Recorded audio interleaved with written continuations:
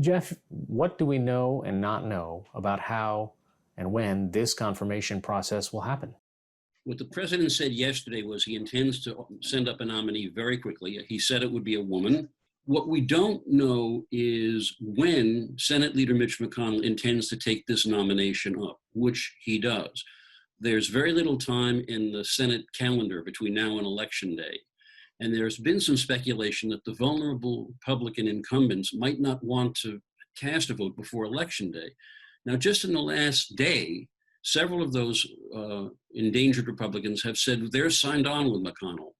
Joni Ernst in Iowa, Tillis in North Carolina, McSally in Arizona. And so what we don't know is, are there four Republicans in the Senate, apart from Susan Collins, who said she would prefer to wait, Lisa Murkowski, who said she doesn't think there should be a vote till the new president is chosen.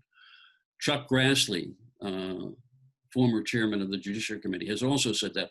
But that leaves only three if they all do that. Many, many other Republicans have done a complete 180 around their position back in 2016 when they said no vote in a presidential year. And so it's going to be up to McConnell in the next day or two to decide, does he want to try a vote now? Or does he want to wait till after the election and do it in a lame duck session? And things could get contentious. I mean, the Democrats wouldn't like this idea. If Trump wins in November, this issue essentially goes away. Because even if the Democrats were to wind up taking the Senate, the lame duck Republicans in November could say, look, the people chose Trump, it's his nomination, and fine. If Trump were to lose and the Senate were to go Democratic, and the lame duck Republicans still said we're going to confirm Trump's nominee in late November, then you're talking about whatever analogy you like. DEFCON 1, Armageddon on steroids. As Chuck Schumer said, everything's on the table. That could mean expanding the size of the Supreme Court.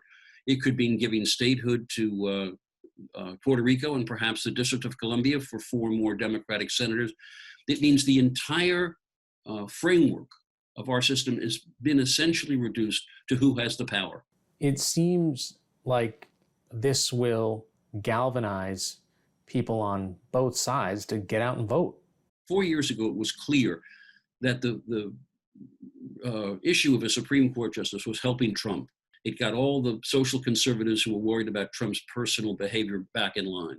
And they were mostly worried because Scalia, the most militant conservative, was gone. And they were worried that an Obama pick would flip the court. This time, it's the liberal icon who has departed. And Democrats are saying, well, one more conservative justice. There goes the affordable health care plan. There goes abortion rights. There goes the whole agenda. And it's interesting that in the last 24 hours, a liberal fundraising group, Act Blue, has raised $91 million, which suggests that the traditional analysis that a conservative is helped by a Supreme Court fight, that may have flipped this year. We'll find out. Jeff Greenfield, thanks so much. Thank you, Mark.